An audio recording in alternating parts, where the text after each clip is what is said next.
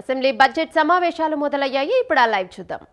26-27 ఆర్థిక సంవత్సరానికి బడ్జెట్ ప్రతిపాదనలను ఈ గౌరవ సభ ఆమోదం కోసం ప్రవేశపెడుతున్నాను. ఈ బడ్జెట్ ఒట్టి జమా ఖర్చుల లెక్క మాత్రమే కాదు, 5 కోట్ల రాష్ట్ర ప్రజల ఆశలు ఆకాంక్షలను నెరవేర్చేందుకు ఉద్దేశించిన రోడ్ మ్యాప్ ఇది. వరుసగా 3వసారి బడ్జెట్ సమర్పించడం నాకు దక్కిన అపూర్వమైన గౌరవం. ఈ అవకాశం ఇచ్చిన ముఖ్యమంత్రి చంద్రబాబు నాయుడు గారికి సర్వదా కృతజ్ఞుడిని. మా దృష్టిలో బడ్జెట్ అంటే కేవలం పద్దుల ప్రకటన కాదు, ఇది అంకెలకు అతీతం. రాష్ట్ర అభివృద్ధి, ప్రజా సంక్షేమాల్ని జోడెద్దుల బండిలా పరుగులు పెట్టించాలన్న మా దృఢ సంకల్పాన్ని బలంగా చాటి చెప్పే ఒక ప్రకటన. ఈ బడ్జెట్ సాగునీటి కోసం ఎదురుచూసే రాయలసీమ రైతుల కలల్ని సాకారం చేసేది, అవకాశాల కోసం ఎదురుచూస్తున్న శ్రీకాకుళం జిల్లాలోని యువ పట్టభద్రులకు గుండె నిబ్బరాన్నిచ్చేది, భవిష్యత్తుపై కొండంత ఆశతో కుటుంబాన్ని నడిపిస్తున్న నెల్లూరు గృహిణికి భరోసానిచ్చేది, కోస్తాలోని మహిళా పారిశ్రామికవేత్తలతో స్ఫూర్తిని నింపేది. దీనిలో ప్రతిపాదించే ప్రతి రూపాయి రాష్ట్ర ప్రజల ఆశలు ఆకాంక్షలను సాకారం చేసేందుకు ఉద్దేశించింది. గత ప్రభుత్వ విధ్వంసకర పాలన చేసిన లోతైన గాయాలు, మిగిల్చిన చేదు అనుభవాలు మనం ఏం చేయకూడదో నిరంతరం గుర్తు చేస్తున్నాయి. గత ప్రభుత్వ దుష్పరిపాలన వల్ల రాష్ట్రానికి జరిగిన భారీ నష్టాన్ని, ఆర్థిక విధ్వంసాన్ని గమనంలో ఉంచుకుని 2024 సంవత్సర బడ్జెట్ ప్రవేశపెట్టాను. గత ప్రభుత్వం మిగిల్చిన గాయాలను మాన్పి 5 ఏళ్ల విషాదాన్ని దాటుకుని రాష్ట్రాన్ని పునర్నిర్మాణం చేసే దిశగా నడిపించేందుకు 2024 బడ్జెట్ బలమైన పునాది వేసింది. 2025 బడ్జెట్ స్వర్ణాంధ్ర 2047 లక్ష్యానికి అనుగుణంగా రాష్ట్రాన్ని అభివృద్ధి పథంలో నడిపించింది. అంత భారీ విధ్వంసానికి గురైన రాష్ట్రాన్ని పునర్నిర్మించేందుకు 2 ఏళ్లు చాలా తక్కువ సమయం. 2014లో జరిగిన అహేతుక విభజన రాష్ట్రానికి తగిలిన మొదటి దెబ్బ అయితే 2019-24 మధ్య అప్పటి ప్రభుత్వం చేసిన దుష్పరిపాలన రాష్ట్రానికి తగిలిన మరో పెద్ద షాక్.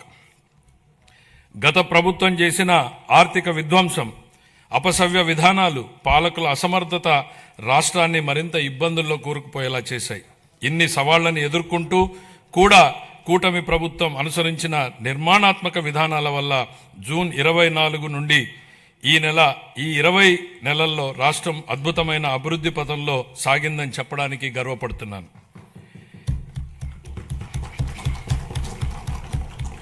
ఇప్పటి వరకు మనం ఏం సాధించాం, ఇప్పుడు ఎక్కడున్నాం, ఇంకా చేయాల్సిందేంటి అన్న అంశాల్ని కూలంకిషంగా ముదింపు చేసుకుని ఈ బడ్జెట్ని రూపొందించాం. అటు ఉత్తరాంధ్ర నుంచి ఇటు రాయలసీమ వరకు ప్రజల జీవితాల్లో గొప్ప మార్పు తేవడం ఈ బడ్జెట్ ఉద్దేశం.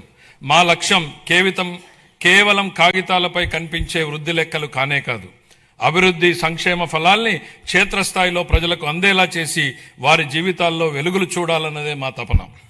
విధ్వంసం నుంచి వికాసం దాకా 24 జూన్ నుండి ఇప్పటిదాకా సాగిన అభివృద్ధి ప్రయాణం నిజంగా అద్భుతం. 24-25లో అధికారంలోకి వచ్చిన మొదటి సంవత్సరంలోనే ఆర్థిక వ్యవస్థను మళ్లీ గాడిలో పెట్టాం. 19-24 మధ్య 10.3% పడిపోయిన ఆర్థిక వృద్ధి రేటుని 24-25లో 11.75% పెంచాం. 25-26లో ఎదురైన అనేక భౌగోళిక ఆర్థిక అనిశ్చితులను సృష్టించిన ప్రతికూల ప్రభావాల వల్ల ప్రపంచ ఆర్థిక వ్యవస్థ ఆటుపోట్లను ఎదుర్కొంది. కానీ భారత్ మాత్రం స్థిరంగా నిలబడింది. జమ్మూ కాశ్మీర్లో అమాయకులైన పర్యాటకుల్ని పొట్టన పెట్టుకున్న ఉగ్రవాద మూకలకు ఆపరేషన్ సింధూర్ పేరుతో భారత ప్రభుత్వం గట్టి జవాబునిచ్చింది. ఉగ్రవాదం, భౌగోళిక రాజకీయ అనిశ్చితులు, సుంకాల యుద్ధంతో తలెత్తిన ఉద్రిక్తతలకు భారత్ చలించదని ప్రధాని నరేంద్ర మోడీ నాయకత్వం ప్రపంచానికి బలమైన సందేశం ఇచ్చింది.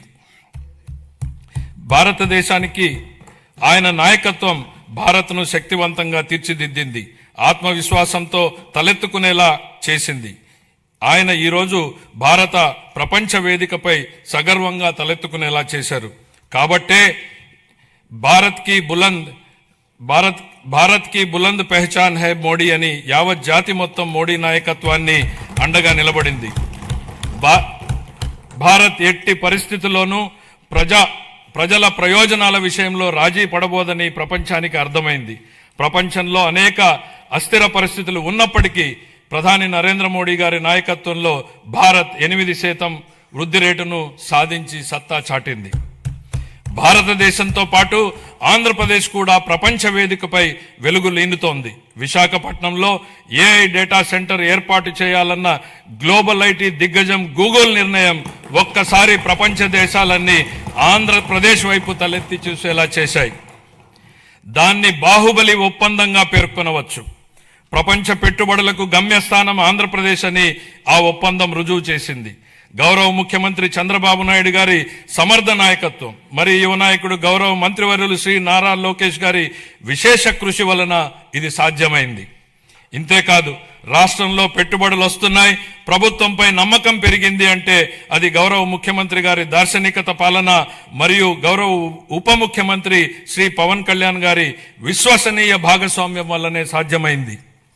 ఈ మార్పుకి సారథులు మన రాష్ట్ర ప్రజలేనని మేము బలంగా నమ్ముతున్నాం. 2024 జూన్లో రాష్ట్ర ప్రజలు ఎన్డీఏకి కనీ విని ఎరుగని రీతిలో ఘన విజయం కట్టబెట్టినప్పుడే ఈ మార్పు మొదలైంది. ప్రజలు మాకు వేసిన ప్రతి ఓటు వెనుక వారి ఉద్దేశం బలంగా స్పష్టమైంది. ప్రజలు వారితో పాటు వారి పిల్లలకు సురక్షితమైన బంగారు భవిష్యత్తు కోసమే ఎన్డీఏని అధికారంలోకి తెచ్చారు. గత ప్రభుత్వం పారిశ్రామికవేత్తల్ని, పెట్టుబడిదారుల్ని రాష్ట్రం నుంచి తరిమేసింది. 2019-24 మధ్య అప్పటి పాలకుల నుంచి ఎదురైన చేదు అనుభవాలతో పెట్టుబడిదారులు రాష్ట్రానికి రావాలంటేనే భయపడిపోయారు. పెట్టుబడులు రాకపోవడం, ఉన్న పరిశ్రమలనే మూసివేయడంతో నిరుద్యోగం తాండవించింది. కూటమి అధికారంలోకి వచ్చాక ఈ 20 నెలల్లో పరిస్థితులు పూర్తిగా మారాయి. పెట్టుబడిదారులకు దేశంలో అత్యంత అనుకూలమైన పరిస్థితులు ఇప్పుడు మన రాష్ట్రంలో ఉన్నాయి.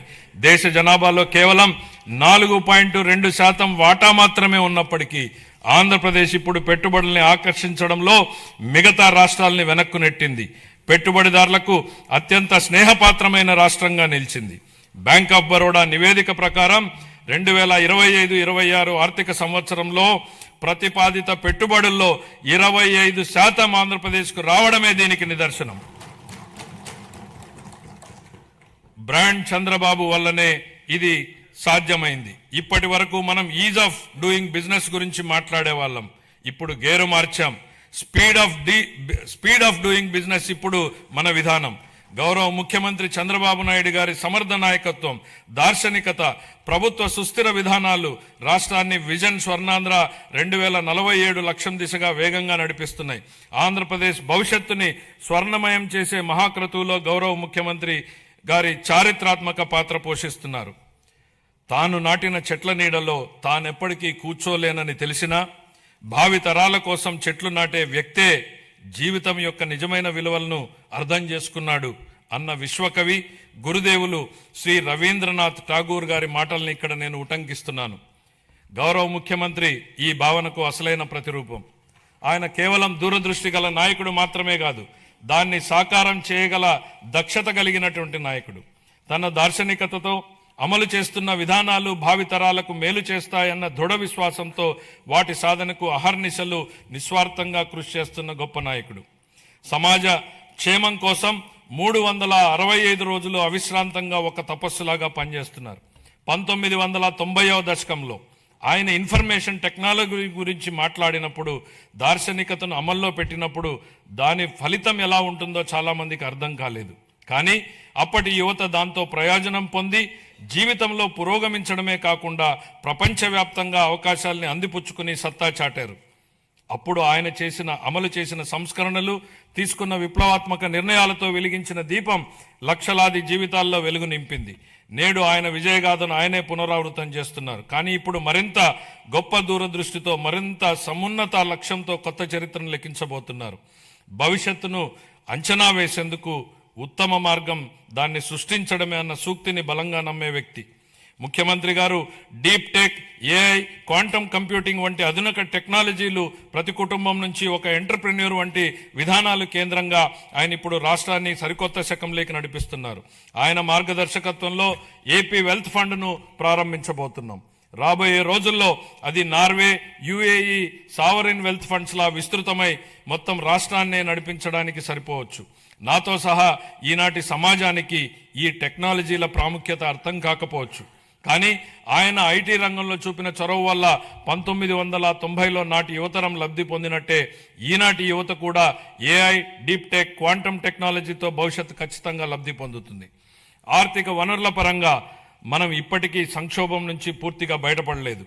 పరిస్థితులు అంత సానుకూలంగా లేవు. గత ప్రభుత్వం మిగిల్చిన ఆర్థిక అస్తవ్యస్త పరిస్థితుల్ని అధిగమించే క్రమంలో ఇప్పటికీ అనేక సవాళ్లను ఎదుర్కొంటున్నాం. కానీ రాష్ట్ర అభివృద్ధి, సంక్షేమానికి సంబంధించి మా లక్ష్యాల్లో మార్పు లేదు. మా సంకల్పం చెక్కు చెదరలేదు. మా ప్రయాణాన్ని స్థిరంగా కొనసాగించేందుకు ప్రధాని నరేంద్ర మోడీ నుంచి అమూల్యమైన మద్దతు, సహకారం లభిస్తున్నాయి. ఆయనకు కృతజ్ఞతలు తెలియజేస్తున్నాం.